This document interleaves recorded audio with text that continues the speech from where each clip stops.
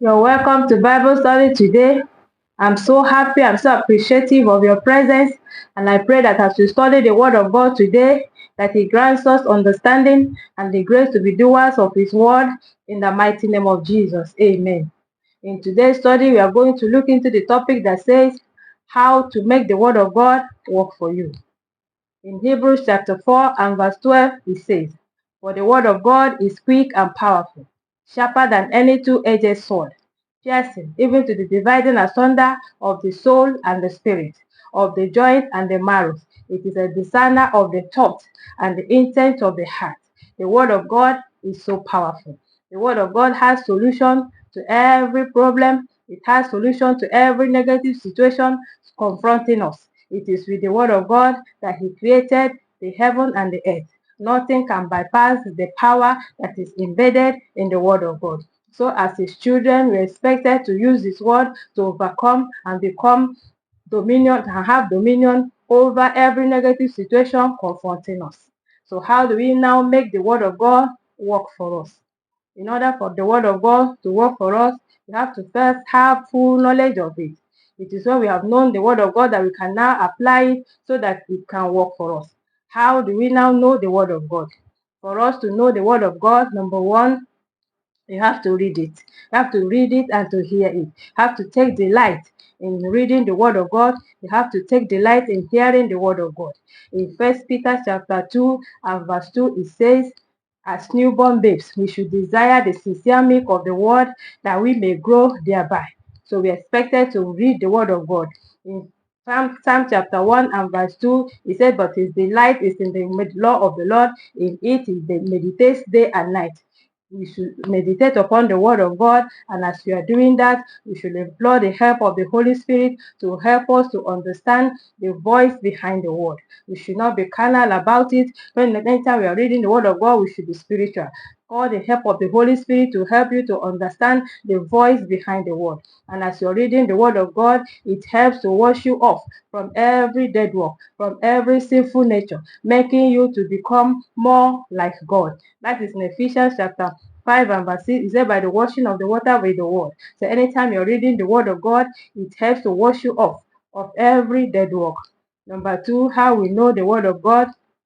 By memorizing it and storing it up in our hearts.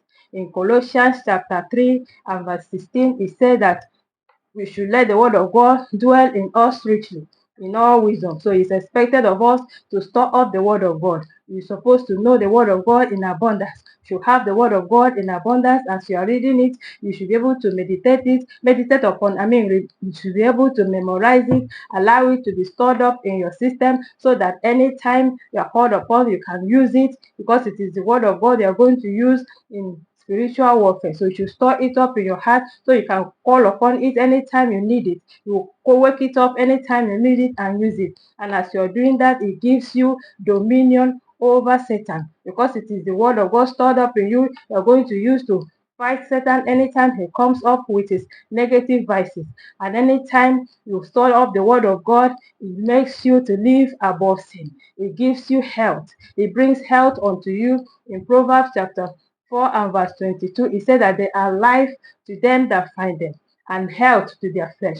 So anytime you have the word of God stored up in you, it brings life to every dead part of you. It gives you opportunity to overcome every negative situation confronting you. The next point, in order to store the word, to know the word of God, number 3, you have to study it and meditate upon it. In 2 Timothy chapter 2 and verse 15, he said that you should study to make yourself approved, a workman that didn't not to be ashamed, but rightly dividing the word of truth. So you are supposed to study the word of God on a daily basis. Also in Joshua chapter 1 and verse 8, he said, "This book of the law shall not depart out of your heart. Thou shalt meditate therein day and night, so that you will know what is written therein, and do it, in order for you to make your way prosperous and have good success." So you're expected to study the word of God, to meditate upon the word of God. In 1 Timothy chapter 4 and verse 15, Paul was saying again, he said that meditate upon these things so that your profiting may appear. It is in meditation that you get revelation. It is in meditation that you ponder and find the solution to the problems bugging your life. Meditation helps you to get revelation. It is when you are meditating upon the word of God, you're pondering through, trying to get answer to that problem, to that situation confronting you. In Jeremiah chapter 33 and verse 3, God said, call upon me and I will show you. It is through meditation that God shows you the way out of that problem, the way out of that quagmire. So you're expected to study the word of God and to meditate upon it so that it will bear fruit and begin to work for you.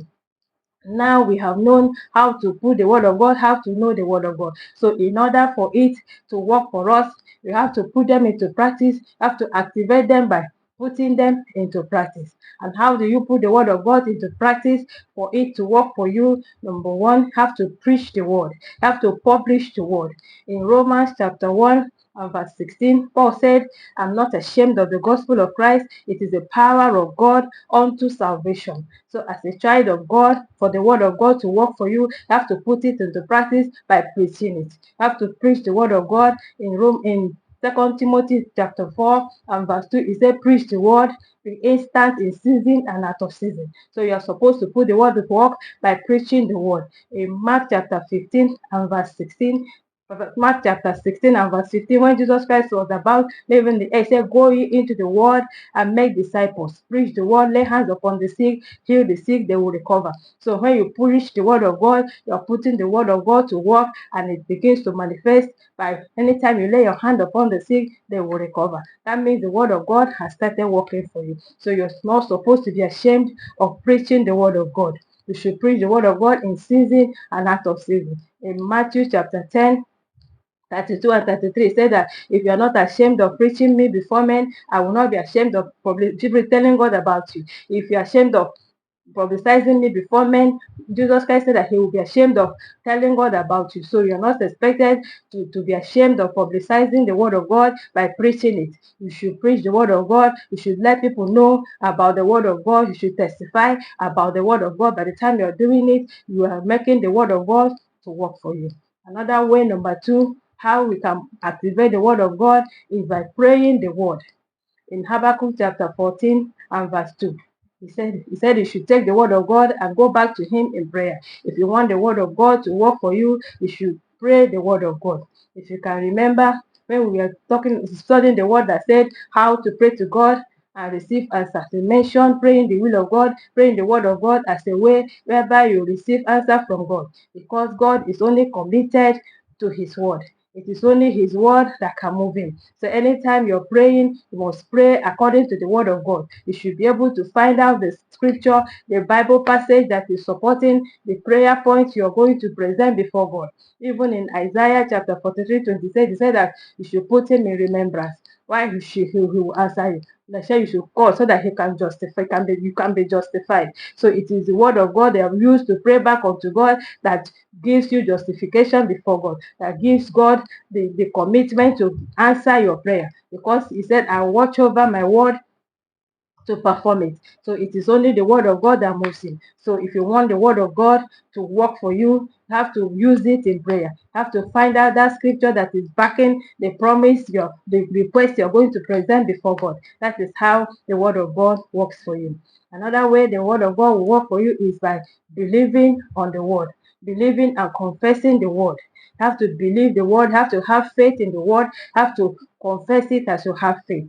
Mary, the mother of Jesus Christ, when she was visited, he said in Luke chapter 1 and verse 45, he said, blessed is he that believeth, for there shall be a performance of that which was spoken unto her by the Lord. It is when you have believed the word of God, it is when you have put your faith in the word of God that it will work for you. In Hebrews chapter 4 and verse 2, he said that the word of God which was preached unto us was preached unto them, but it did not profit them anything because it was not mixed with faith. So the word of God must mix the word of God with faith so that it can work for you. You should not look at the physical circumstances. You should not look at the negative things happening around you, but you should hold on to the word of God. You should believe the word of God, have faith in the word of God. And when you have faith in the word of God, you should be able to confess it, should be able to proclaim it, should be able to say that which you desire, not the negative, not the physical, not the present, but that which you expected from God, you should confess it by speaking it out. Should make positive confessions. Always confess positively. You don't have to confess negatively. You have to believe and say what you have believed. In 2 Corinthians chapter 4 and verse 13, he said that we believe, so we have spoken. I also believe and I have spoken. So you have to believe, have to speak. Anytime you believe, you speak. Bold declaration, positive declaration, positive confession brings positive results. So if you want the word of God to work for you, have to make positive declarations so that it will work for you. And when you make positive declarations, it moves God, because in Numbers chapter 14 and verse 28, he said that you have spoken in my ears, so shall I do unto you. So you have to make positive declarations with faith that God will do it according to what you have spoken unto him. Another way you make the word of God to work for you is by obeying it. You obey the word of God. It is only when you have obeyed the word of God that it will work for you. It is when you obey the word of God, you have activated it, and God is only committed when you have obeyed his word. In Isaiah chapter 1 and verse 19, he said that if you are willing and obedient, you shall eat of the fruit of the land. So obedience is what makes the word of God work for you. In James chapter 1 and verse 25, he said that he that looketh into the perfect law of liberty and continueth therein, he not being a forgetful hearer, but a doer of the work, that person shall be blessed in his deed. It is when you have done the word of God, so when you have put it into practice, that it will work for you. Remember Mary, when she was telling the disciples of Jesus Christ, said, whatever he tells you to do, you should do it. It is when you have done the word of God and you have put it to the action that it can work for you. And that is when it will work for you. God will wait for you to do your own part for him to do his own part. He is only committed when you have done your own part. That is when the word of God will work for you. If you remember examples of those that put the word of God to work and it worked for them, the widow of Zarephath, the woman, when Elijah told her to make for me first the little meal that she had, she was gathering wood to make the meal. Elijah told her, make for me first. She made for Elijah first, and she remained in abundance all through the famine season. Her obedience gave her the breakthrough she needed. So if you want the word of God to work for you, you must obey it. Peter also, when he had toiled all night and caught nothing, after he had lent his boat to Jesus Christ said, launch into the deep. And he said, at your word, I launch into the deep, because I know I have toiled all night, I didn't get anything. But because you have said it, I launch into the deep. And when he launched and when he obeyed and by doing the word, he got his breakthrough. So you want the word of God to work for you, you must put it into practice. You must know it, you must put it into practice, and you must obey it. Obedience is key. Obeying the word of God commits God to work for you. That is how the word of God will work for you. And I believe that God has blessed us through today's Bible study, and I know that you have been blessed. If you have not yet subscribed to this channel, I want you to use this opportunity to subscribe to the channel, put on the notification bell, and like the channel. And until we come your way again in our next upload, I want to tell you, may God continually bless you.